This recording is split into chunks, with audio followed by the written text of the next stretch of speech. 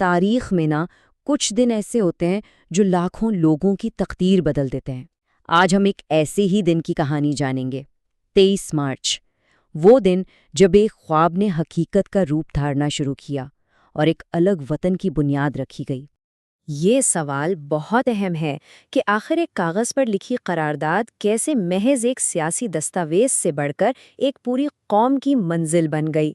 آئیے اسی کو سمجھنے کی کوشش کرتے ہیں۔ اچھا، اس تاریخی لمحے کو سمجھنے کے لیے ہمیں تھوڑا سا پیچھے جانا ہوگا۔ 1940 سے پہلے کے حالات کو دیکھنا ہوگا، جب برطانوی ہندوستان کے مسلمانوں کے لیے وقت کافی غیر یقینی تھا۔ یہ چیلنجز صرف کتابی باتیں نہیں تھیں، مسلمانوں کو اپنی روزمرہ کی زندگی میں سیاسی، معاشی اور سماجی سطح پر یہ احساس شدت سے ہو رہا تھا کہ موجودہ نظام میں ان کے مستقبل کی کوئی ضمانت نہیں اور اب کسی نئے راستے کی ضرورت ناگزیر ہو چکی تھی۔ تو یوں سمجھیں کہ اس وقت دو راستے سامنے تھے، ایک طرف متحدہ ہندوستان کا تصور تھا اور دوسری طرف مسلمانوں کا یہ گہرا خدشہ کہ ایک بہت بڑی اکثریت کے بیچ ان کی الگ شناخت اور حقوق کا آخر بنے گا کیا۔ یہی وہ بنیادی ڈر تھا جس نے ایک نئے راستے کی تلاش کو جنم دیا۔ اور پھر وہ اہم موڑ آیا، وہ لمحہ جس نے جد و جہد کا رخ ہمیشہ کے لیے بدل کر رکھ دیا۔ ذرا تصور کریں، لاہور کا تاریخی منٹو پارک اور تاریخ ہے 23 مارچ 1940۔ آل انڈیا مسلم لیگ کا سالانہ اجلاس ہو رہا تھا اور برصغیر کے کونے کونے سے مسلمان رہنما وہاں جمع تھے۔ اسی اجلاس میں وہ تاریخی الفاظ گونجے جنہوں نے سب کچھ بدل دیا۔ قرارداد کا مرکزی نقطہ بالکل صاف تھا کہ وہ علاقے جہاں مسلمان عددی اکثریت میں ہیں انہیں ملا کر آزاد ریاستیں تشکیل دی جائیں۔ یہ صرف کوئی تجویز نہیں تھی، بلکہ یہ پہلی بار ایک الگ وطن کا باضابطہ اور ٹوک مطالبہ تھا جو پوری دنیا کے سامنے رکھا گیا۔ اور دیکھتے ہی دیکھتے یہ قرارداد پاکستان کے نام سے مشہور ہو گئی۔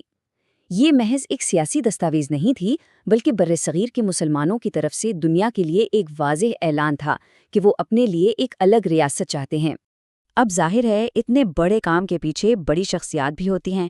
یہ قرارداد پیش کرنے کا اعزاز شیر بنگال مولوی اے فضل الحق کو حاصل ہوا، جبکہ اس خواب کو ایک تحریک بنانے اور اسے حقیقت میں بدلنے کی قیادت کی قائد اعظم محمد علی جناح نے۔ تو اب خواب تو دیکھ لیا گیا، قرارداد بھی پیش ہو گئی، لیکن خواب سے حقیقت تک کا یہ سفر کیسا تھا؟ آئیے دیکھتے ہیں۔ دیکھیں، 1940 میں قرارداد کی منظوری تو صرف پہلا قدم تھا۔ اس کے بعد اگلے 7 سال مسلسل سیاسی جدوجہد کے تھے۔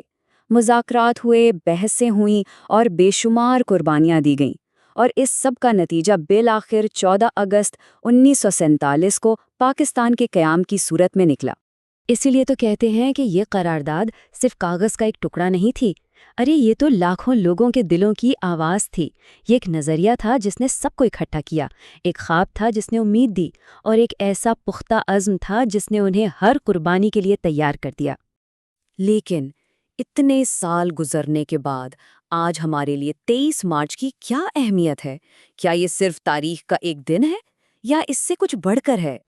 یوم پاکستان منانے کے پیچھے 2 بہت گہری وجوہات ہیں۔ پہلی، ان تمام عظیم قربانیوں کو یاد کرنا جو اس ملک کو حاصل کرنے کے لیے دی گئیں، اور دوسری، ان اصولوں اور نظریات سے اپنے عہد کو دہرانا جن پر اس ملک کی بنیاد رکھی گئی تھی۔ اور اسی جذبے کو زندہ رکھنے کے لیے ہر سال اس دن ملک بھر میں فوجی پریڈز اور خاص تقریبات ہوتی ہیں جو ہمارے قومی اتحاد اور فخر کی ایک زبردست علامت ہیں۔ اور آخر میں یہ طاقتور بات جو اس پورے پیغام کا خلاصہ ہے کہ پاکستان صرف زمین کا ایک ٹکڑا نہیں بلکہ ایک نظریہ ہے۔ یہ صرف جغرافیائی حدود کا نام نہیں بلکہ ان اصولوں کا نام ہے جن کے لیے اسے حاصل کیا گیا تھا۔ تو تاریخ تو ہم نے جان لی، لیکن اصل سوال اب شروع ہوتا ہے۔ اس نظریے کو جس کے لیے اتنی قربانیاں دی گئیں، آنے والی نسلوں کے لیے زندہ رکھنے میں ہم سب اپنا کیا کردار ادا کر سکتے ہیں؟